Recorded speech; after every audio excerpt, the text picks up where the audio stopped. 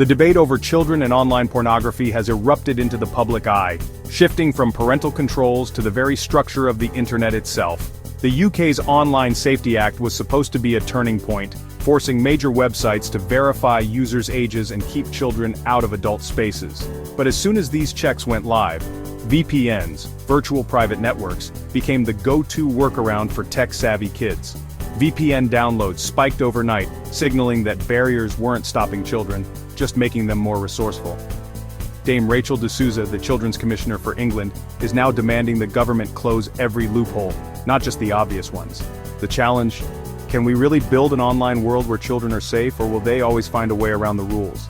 The battle for childhood is now a race between regulation and innovation. The Online Safety Act, in force since July last year, is the UK's boldest attempt to make the internet safer for kids. It places a legal duty of care on tech companies, making them responsible for shielding children from harmful content. For adult sites, this means robust age verification, far beyond a simple checkbox. Users must now provide official ID or use third-party services to prove their age. Major platforms scrambled to comply, and UK users suddenly faced strict new barriers to explicit content. For many, it felt like a long overdue victory, but as these digital walls went up, VPN apps soared in popularity, giving children a new way in. The law built a wall, but kids found the ladder. Regulators are now forced to rethink how to secure a digital perimeter that keeps shifting.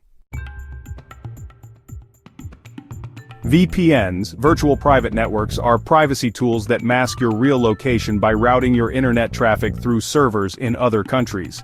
While journalists and activists use VPNs for safety, kids are now using them to bypass UK age checks. By appearing to be outside the UK, they sidestep verification entirely. After the new rules launched, VPN apps shot to the top of the UK's App Store, driven by young users sharing tips on social media.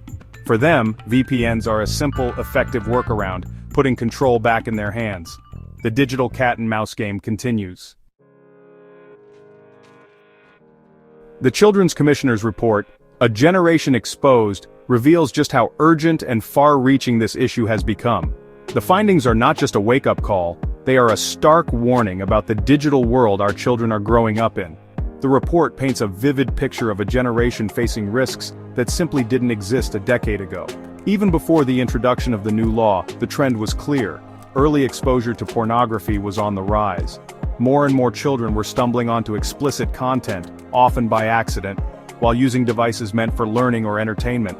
The internet, designed to connect and inform, has also become a place where children can easily encounter harmful material, sometimes without even realizing it. The report surveyed thousands of young people from all backgrounds, and the results were deeply concerning. Many reported seeing pornography for the first time at shockingly young ages, some as young as 6 or 7. For many, these first encounters happened when they were simply searching for something innocent, like a cartoon or a game. These early and unintentional encounters can have a lasting impact. They can distort children's understanding of relationships, intimacy, and consent before they even know what those words truly mean. Children may feel confused, anxious, or even ashamed, unsure of how to process what they've seen or who to talk to about it. The problem isn't isolated to a few unlucky children, it's widespread and woven into the fabric of online culture. With smartphones and tablets everywhere, access is almost impossible to control completely. Pornography is now discussed openly in schoolyards, referenced in memes, and shared in group chats. It's become a part of the digital conversation among young people, often without adults even realizing it. The normalization of explicit content is quietly shaping a generation's attitudes, expectations, and beliefs about sex and relationships. What children see online can influence how they treat each other and how they see themselves. The report makes it clear, previous safeguards like parental controls and content filters simply weren't enough to keep children safe. The digital world moves too fast, and children are often one step ahead of the adults trying to protect them. The stakes are incredibly high.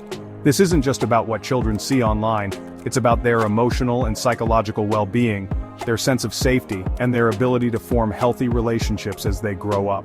The new law is only the first step. The real challenge lies ahead. Changing the culture, raising awareness, and making sure that every child can grow up safe, informed, and supported in a rapidly changing digital world.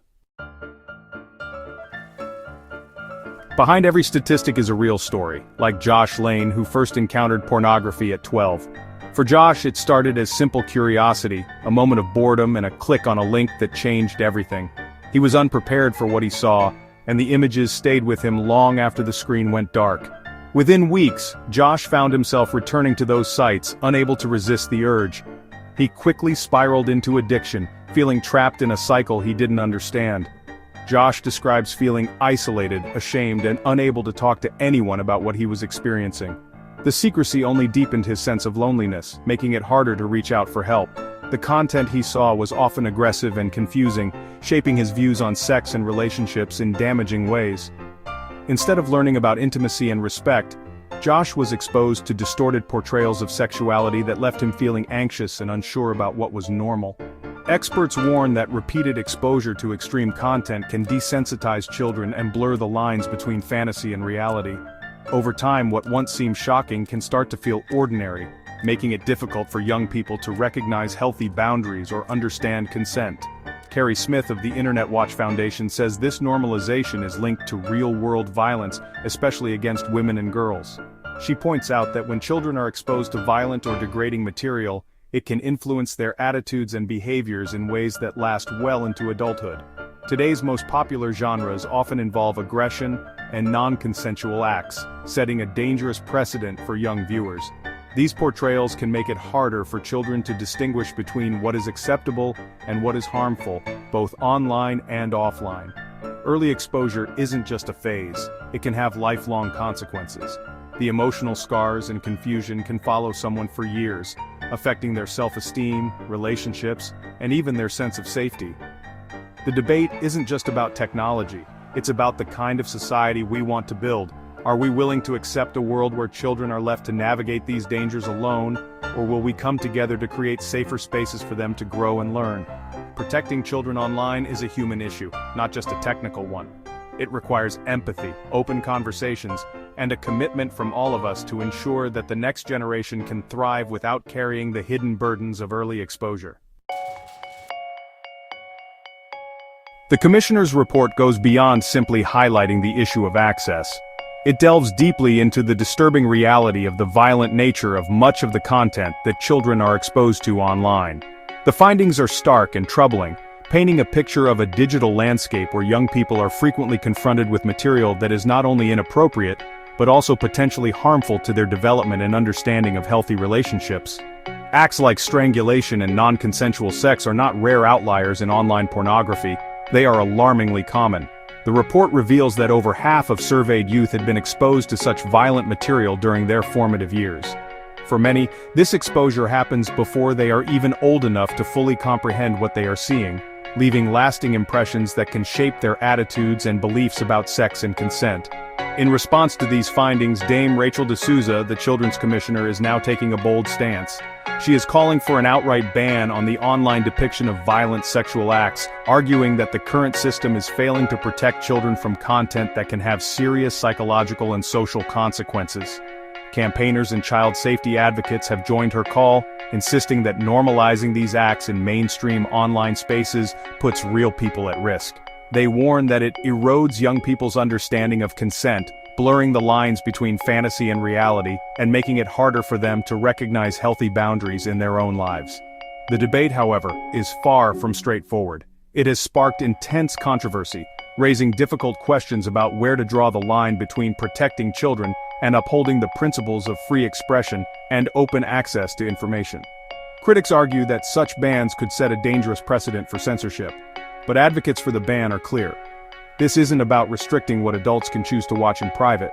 Instead, they say, it's about drawing a firm line at content that glamorizes or normalizes criminal violence, especially when it is so easily accessible to children and teenagers. Just as society already regulates incitement to violence in other forms of media, these campaigners argue, we have a responsibility to do the same for pornographic content that crosses the line into criminality or abuse. The Commissioner's call for action has forced this difficult issue into the mainstream, sparking national debate and prompting lawmakers, parents, and tech companies to reconsider their responsibilities. Now, the question facing society isn't just about who is watching this content, but what exactly they're watching. and what impact it may have on the next generation. The government faces a tough balancing act: protect children or preserve digital privacy? VPNs are vital for privacy and security, used by millions for legitimate reasons. Banning or regulating them could harm journalists, businesses, and ordinary citizens. The real challenge is restricting children's use of VPNs without undermining privacy for everyone. Age verification for VPNs is technically complex and could compromise user privacy. Any move risks backlash, either for being too intrusive or not protective enough. The government is caught between child safety advocates and digital rights groups. This dilemma is now at the heart of the online safety debate. The government's current approach is to avoid banning VPNs, focusing instead on punishing platforms that help children bypass age checks. Any site or influencer caught promoting VPN workarounds to kids faces massive fines, up to 10% of global turnover. Ofcom, the regulator, now has the power to levy these penalties, putting pressure on tech giants to police themselves. The strategy is a calculated risk: keep VPNs legal but crack down on those who teach kids to misuse them. Critics argue this won't stop determined children from finding loopholes on their own. Still, for now, the government hopes the threat of huge fines will force platforms to act responsibly. Whether this will work remains to be seen. The core problem, tech-savvy kids outpacing regulation, remains unsolved. The debate over online child safety is far from settled. The Online Safety Act was a major step, but the VPN loophole shows legislation is always chasing technology. The core tension: protecting children versus preserving a free, open internet. Child safety advocates demand stronger measures. Digital rights groups warn against mass surveillance. Tech companies, parents, and educators all have roles to play, but the burden can't fall on families alone. There's no single solution, only ongoing collaboration and vigilance. The goal: a digital world where children can learn and connect safely, shielded from its darkest corners. It's a difficult balance, but one we must keep striving for.